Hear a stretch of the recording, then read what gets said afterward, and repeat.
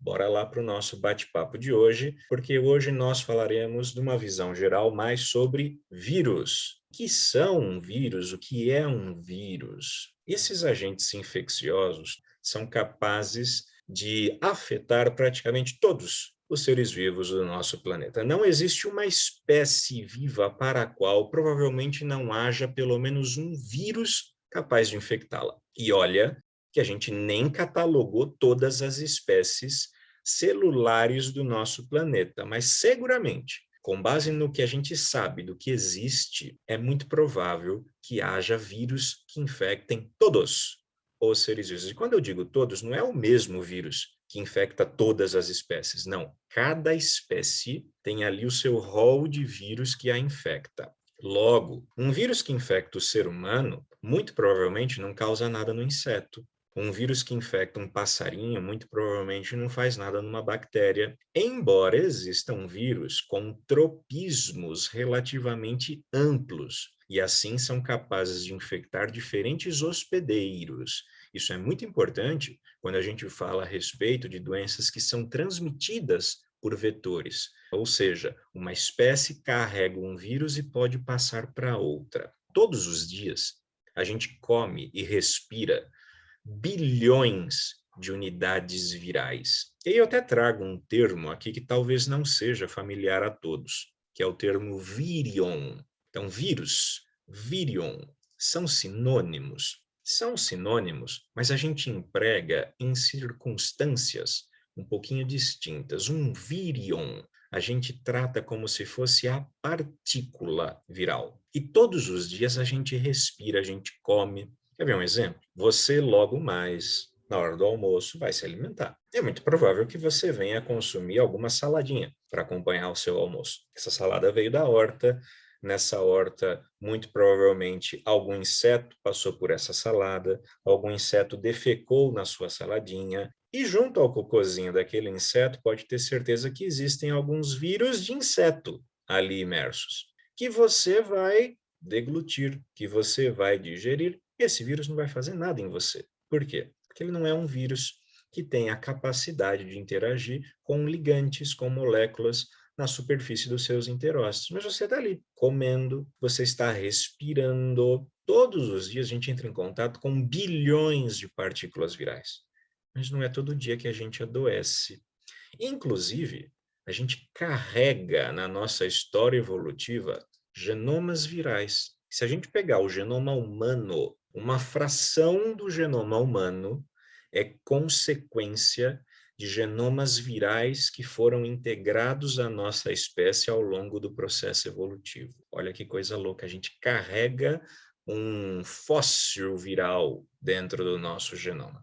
Vamos a alguns fatos rápidos, algumas curiosidades sobre vírus. O número de vírus é assustador quando a gente começa a colocar na ponta do lápis. Por exemplo, se a gente pegar um litro de água do mar, um litro de água do mar contém um mundaréu de micro-organismos, algas unicelulares. A gente também vai encontrar um monte de vírus ali, especialmente vírus capazes de infectar micro-organismos como bactérias. A gente pode dizer que tem uma infinidade de vírus nas águas do mar. A gente reporta até em notação científica, porque é um número tão grande que não caberia na nossa projeção. Só para você ter uma ideia, vamos pegar um bacteriófago. Então, esse aqui é um exemplo de um bacteriófago. Um dos mais famosos é o bacteriófago lambda, que foi bastante estudado a partir do início dos anos 50, capaz de infectar uma bactéria do nosso intestino, que é a Escherichia coli. Mas a gente sabe que existem muitos outros bacteriófagos além do bacteriófago lambda. E uma morfologia característica dele é esse aspecto que lembra um foguetinho, como você está vendo aqui. Se nós medirmos a massa de um único bacteriófago, se tivéssemos uma balança capaz de aferir uma massa tão pequena, não temos, mas com base na massa atômica, a gente pode deduzir a massa global dele. Essa massa seria cerca de um femtograma. Um femtograma, em notação científica, é 10 a menos 15 gramas. Mas já que existe um mundaréu de partículas virais nas águas do planeta, Se nós pegássemos esse mundaréu e multiplicássemos pela massa de cada um, esse produto seria, consequentemente, uma massa relativamente grande. E só a título de curiosidade, essa biomassa de todos os bacteriófagos isolados das águas do mar excederia a massa dos elefantes todos do planeta em mais de 1000 vezes. Em outras palavras, tem mais massa de bacteriófago nas águas do mar do que a massa de todos os elefantes combinados. E se a gente pegasse um bacteriófago e empilhasse sobre o outro, empilhando todos os bacteriófagos como se fossem peças de Lego? Um bacteriófago tem aproximadamente 125 nanômetros de altura, mas empilha 10 a 30 bacteriófagos. Essa distância, turma, seria maior do que 100 milhões de anos-luz. Um ano-luz é a distância que a luz percorre viajando durante um ano. Então, imagine, a 300 mil quilômetros por segundo. Essa distância percorrida ao longo de um ano seria muito pequena ainda comparada a 10 a 30 bacteriófagos empilhados. Vamos a outro fato rápido. Quando você vai à praia, acredito que você gosta de mergulhar um pouquinho no mar. Ninguém fica lá só croquetando nas areias. Atire a primeira pedra quem nunca, ao entrar na água do mar, deu aquele burburinho, colocou a água do mar na boca, cuspiu. É muito comum a gente ver as pessoas fazendo isso. Pois é, se a gente pensar que no mar existem animais que são colossais, perto do tamanho do ser humano, é o caso das baleias. E tal como nós, as baleias também são afetadas por vírus. Existe um vírus chamado calicivírus que infecta baleias. Ele causa uma gastroenterite. Leva a um quadro de diarreia na baleia, assim como acontece conosco. Cocô de baleia pode ter até, uma baleia infectada, cerca de 10 a 13 partículas de calicivírus. Só que a baleia defeca na água, certo? Logo aquilo se dissipa, aquilo se dissemina. E lá está você fazendo burburinho na água do mar. E os calicivírus conseguem infectar o ser humano. Então agora você vai pensar 2 vezes antes de entrar no mar. Os vírus, eles não são só portadores de más notícias. Não fosse a existência de vírus no planeta, muito provavelmente a vida como a gente conhece não existiria. Grande parte do ciclo do carbono depende da existência dos vírus. Por quê? Porque os vírus matam células infectadas.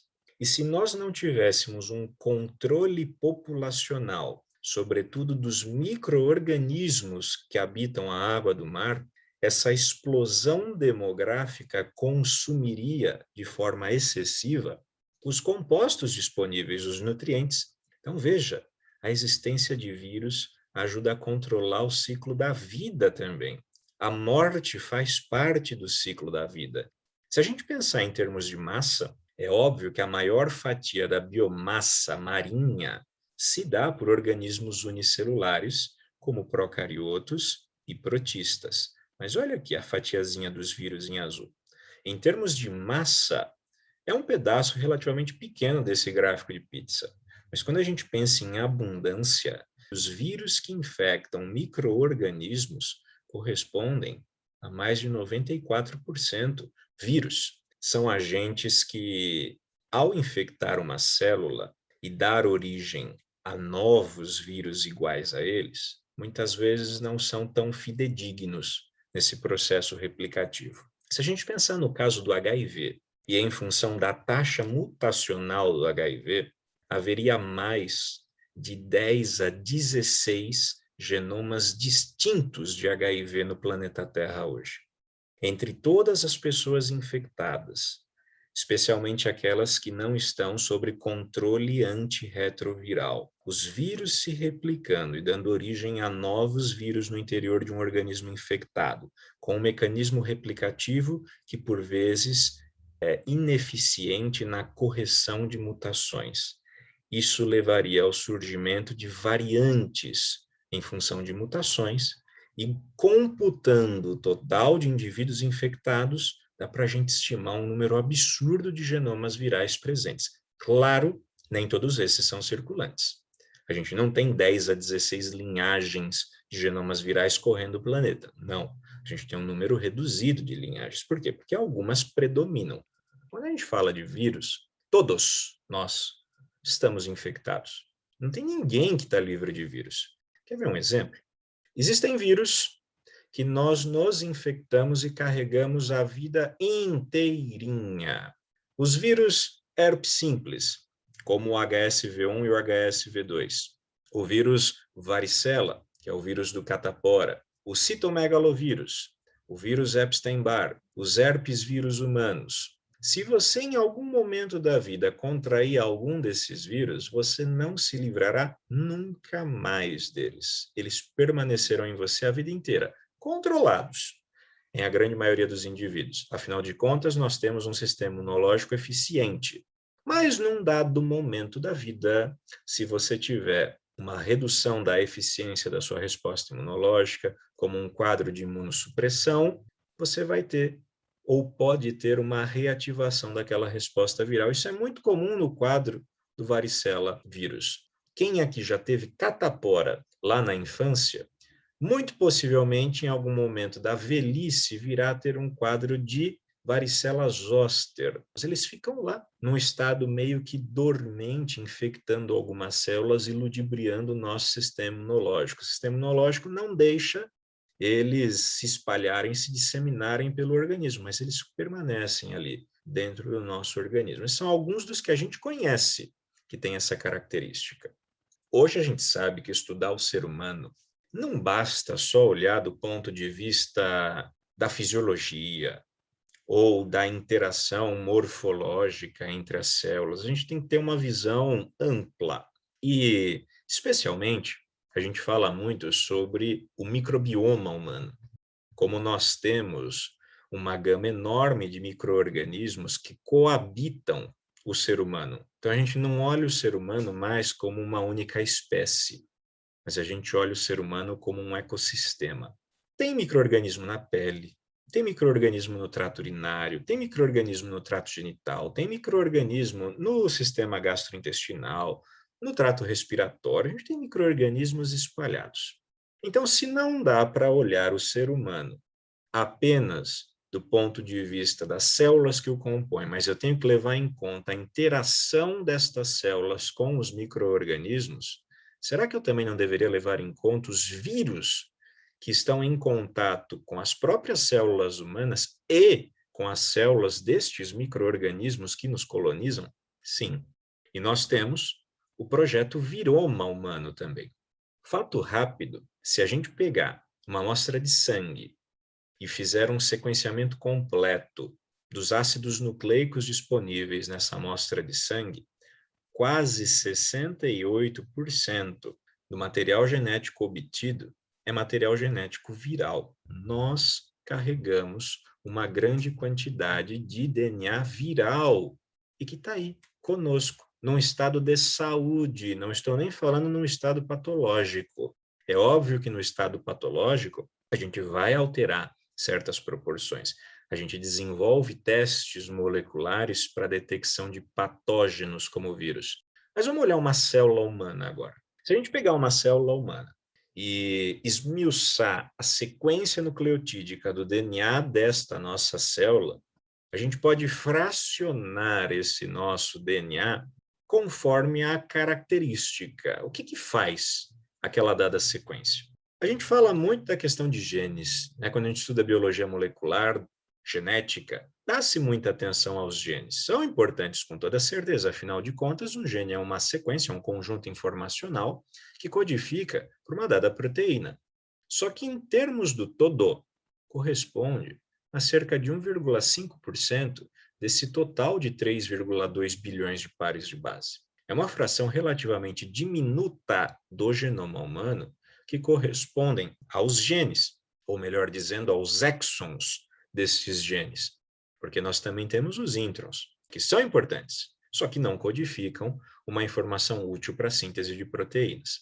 Agora, desse total, eu vou destacar aqui algumas porções, como sequências lines, sequências sines, retrotransposons e transposons. Essa fatia aqui, que em conjunto computa quase metade de todas as sequências do próprio genoma humano, sabe o que elas são? Resquícios de infecções virais ao longo do processo evolutivo. Quase metade da sequência nucleotídica do nosso genoma, na verdade, é sequência viral que foi sendo integrada ao genoma humano ao longo do processo evolutivo. Nós temos contatos com o vírus continuamente, mas isso não quer dizer que a gente adoece continuamente. Então, surpreendentemente, a gente mantém um estado de saúde, um estado de bem-estar. E agradeça a isso a existência de um sistema imunológico eficiente. Lá nas aulas de imuno, você percorreu alguns mecanismos pelos quais o nosso sistema imunológico consegue combater doenças. Quando a gente estuda vírus, turma, a gente aprende mais, inclusive sobre nós mesmos.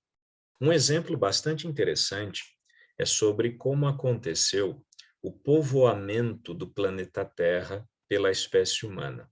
Então, você já deve ter ouvido falar que a vida surgiu na África, a vida humana surgiu na África e se disseminou da África para os demais continentes. Isso não aconteceu uma vez só, não. Aconteceu mais de uma vez. Essa diáspora humana ao redor do planeta, ela se deu mais de uma vez partindo da África. Inclusive, coexistiram espécies de hominídeos em alguns momentos da história. Nem todos os vírus nos deixam doentes. Tem vírus que a gente carrega e está tudo bem, não tem problema nenhum.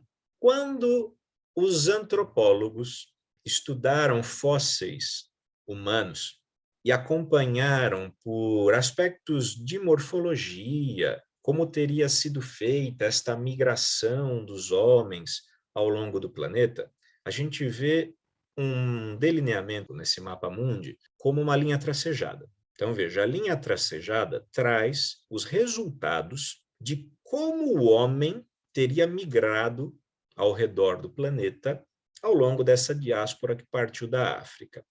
Isso inclui a investigação de fósseis, isso inclui a investigação de ensaios de antropologia molecular, quando a gente pega e sequencia o genoma humano de diferentes populações e começa a comparar com recursos de bioinformática, e a gente avalia se há uma dada semelhança ou um grau de semelhança muito alto, muito provavelmente eles são descendentes mais próximos de um antepassado em comum. Existe um vírus, que é o polioma vírus, que infecta o ser humano desde que o homem é homem, e não causa doença.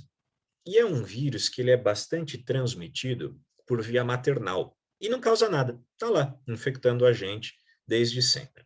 Os cientistas resolveram comparar sequências de diferentes poliomas vírus presentes em seres humanos dos diferentes cantos do planeta. Só que vírus, claro, lembre-se, sofrem um grau de mutação muito maior, muito mais acelerado do que a própria espécie humana.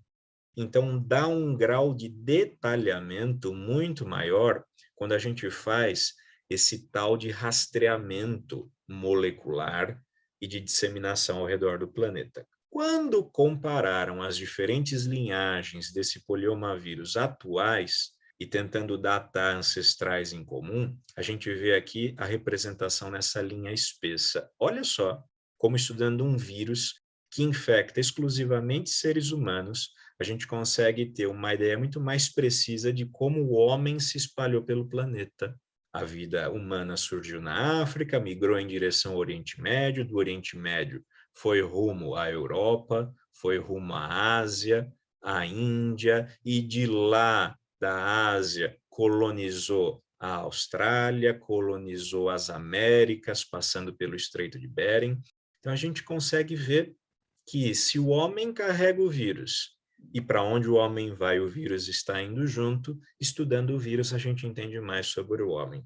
Bacana, né? Então veja, vírus não só nos deixam doentes, mas também nos servem como ferramentas, subterfúgios, para que nós entendamos mais sobre nós mesmos. Vírus, turma, são fascinantes. Vírus são fabulosos. Porque quando a gente estuda vírus, a gente tem que juntar peças de quebra-cabeças de diferentes áreas Eu preciso entender bioquímica, eu preciso entender biofísica, eu preciso entender fisiologia, eu preciso ter uma base de farmacologia para, assim, saber o efeito que a presença deste agente causa no organismo em questão. Bom, vamos falar agora algumas definições fundamentais. O que é um vírus? Um vírus é um agente ou um parasita intracelular obrigatório. Que esse parasita intracelular obrigatório tem um material genético, que pode ser DNA ou RNA. Então, existem vírus cujos genomas são de DNA. Existem vírus cujos genomas são de RNA. E nós falaremos mais detalhadamente sobre eles mais adiante.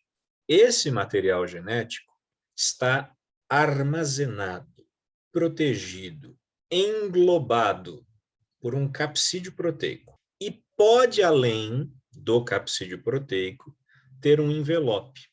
O que é o envelope? O envelope é um revestimento membranar. Alguns vírus carregam junto um fragmento da membrana plasmática da célula infectada. E essa capa fosfolipídica que vai ao redor dele é o que a gente chama de envelope. Mas nem todos os vírus são envelopados. Por definição, um vírus é um parasita intracelular obrigatório, cujo material genético pode ser DNA ou RNA. Este material genético é envolto por um capsídeo proteico, podendo ou não ter um envelope derivado da membrana da célula infectada. Se os vírus são parasitas intracelulares obrigatórios, consequentemente, há necessidade de uma célula para que o vírus complete este ciclo replicativo. Ele é incapaz de dar origem a outros vírus por conta própria, é um parasita. Ele precisa da maquinaria da célula infectada para essa questão. Logo, se um vírus depende de uma célula, ao estudar um vírus, a gente aprende mais sobre o hospedeiro também.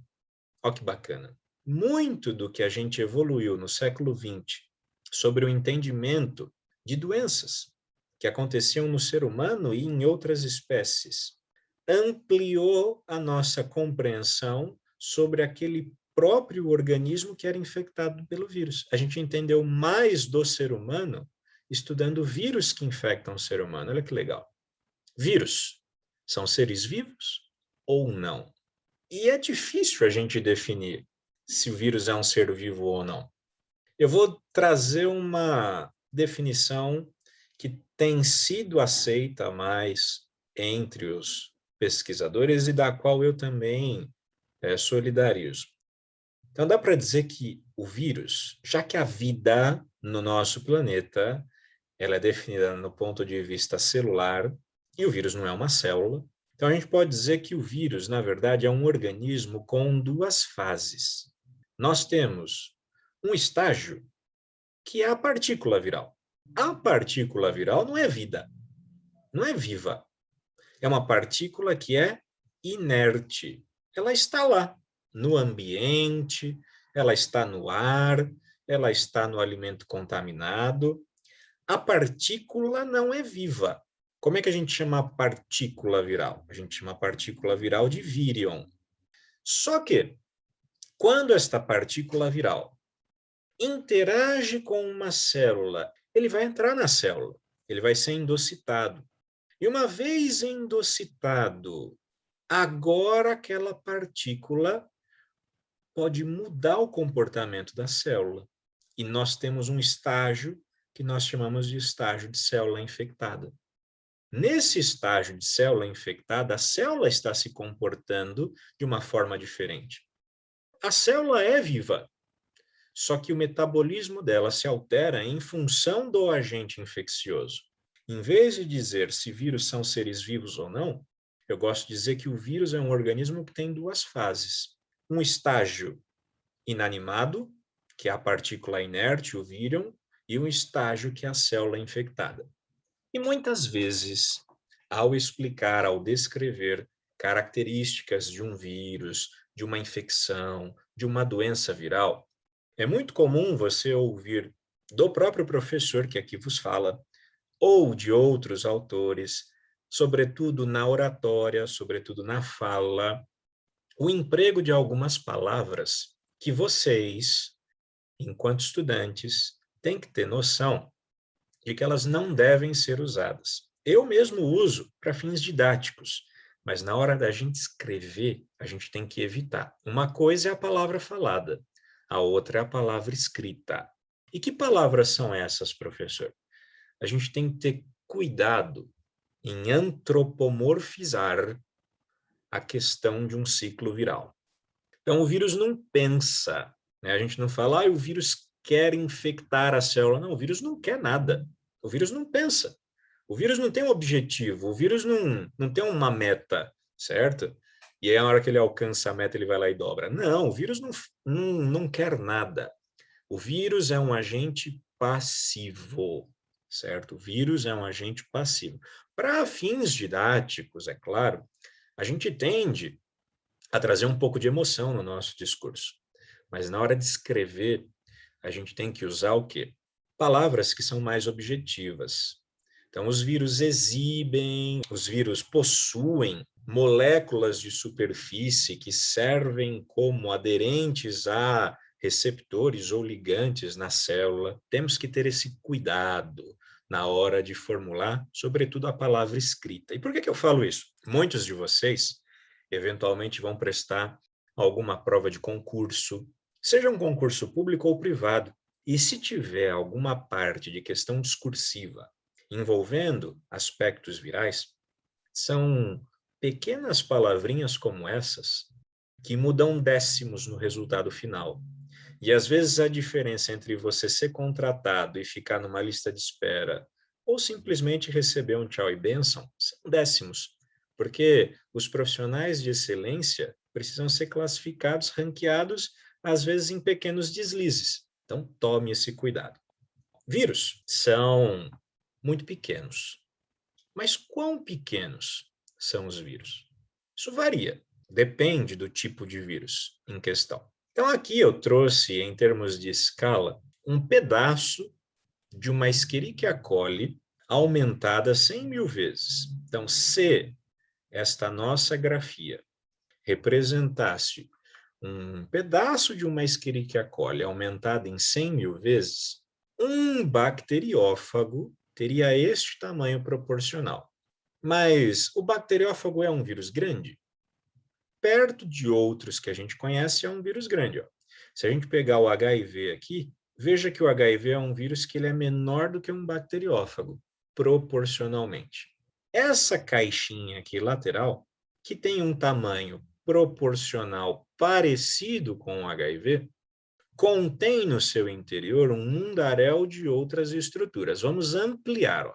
Então, se a gente pegar aqui e ampliar o que tem no interior dessa caixinha, a gente vai ver que este aqui seria o vírus da poliomielite. Olha que vírus pequenininho.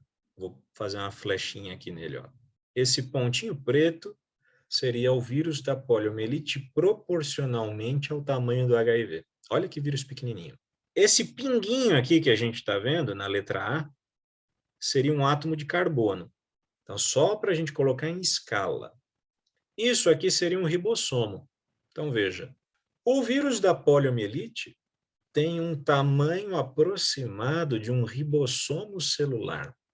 Tão pequeno ele é que, para conseguir visualizá-lo adequadamente, a gente precisaria ampliar o nosso poder de visão 1.000.000 de vezes.